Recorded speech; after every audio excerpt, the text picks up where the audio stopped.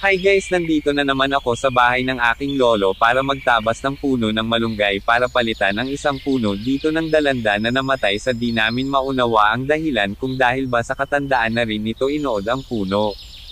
Nanuno o kaya may taong sadyang naglagay ng chemical na nakakamatay ng puno, dahil dito sa amin imposibleng namatay ito sa kakulangan ng tubig dahil dito sa amin maging noong nakaraang buwan ng El Nino sa awa naman ng Diyos ay umuulan pa rin dito kahit sa buwan ng tag-araw biglang pumapatak ang ulan. At syempre itong kaputol ng sanga ng malunggay ay pinasibol ko na muna ng ilang linggo bago ko itatanim dito at galing ito sa aming puno na pinagputulan. Ganyan po, wag nating itatapon ang bawat sanga ng malunggay na pinutol para muli natin ito itanim nang sa ganon ay mapaparami natin ang punong malunggay dahil alam nating napakarami ng health benefits nito sa ating kalusugan sa katawan at maganda rin ito sa ating kapaligiran, nagbibigay ng presko at lamig sa hangin ang bawat puno na itinatanim natin, naaalagaan din ang mga lupa na maiwasan ang pagguho.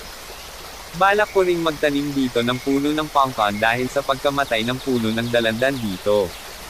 Ang pagtatanim ko dito ng pangkan ay isa palang experiment na susubukan ko kung mamumangga rin dahil ang pangkan di tulad ng dalandan at iba pang uri ng maaasim na citrus fruits ay hindi native na puno dito sa amin di tulad ng dalandan, santol, aigot, avocado, pili at iba pa ay mga native dito sa amin at ang pangkan ay nakapagpatubo na ako pero wala pa akong nababalita ang nakapagpabunga na nito dito sa amin kaya susubukan ko.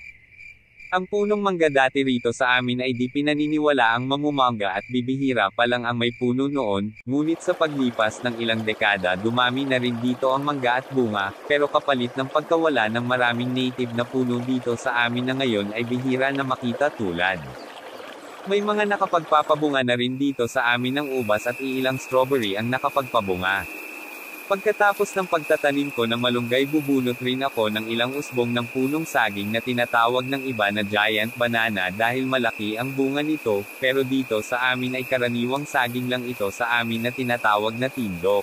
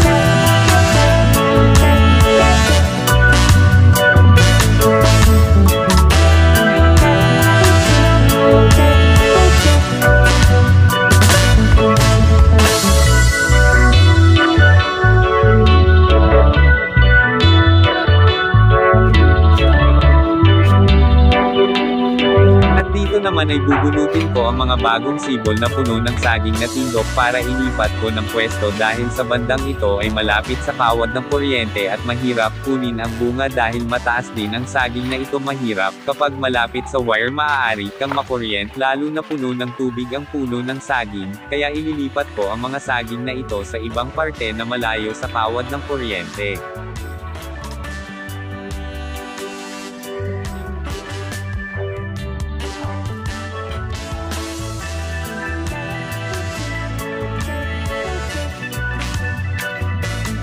Sa bandang ito nakakita ako ng mushroom o tubo na likas na tumutubo sa mga tambak ng pinutol na puno dahon ng saging at hindi ito cultured, kundi natural na tumutubo, kaya kapag meron tayong mga pinutol na puno ng saging o anumang puno ay tambakin rin natin sa isang lugar dahil doon nagkakaroon ng iba't ibang uri ng fungi na nagiging mushrooms na di katulad ng cultured, ngunit alamin din natin ang mga uri ng mushrooms dahil meron nakakalason o dila at edible mushrooms.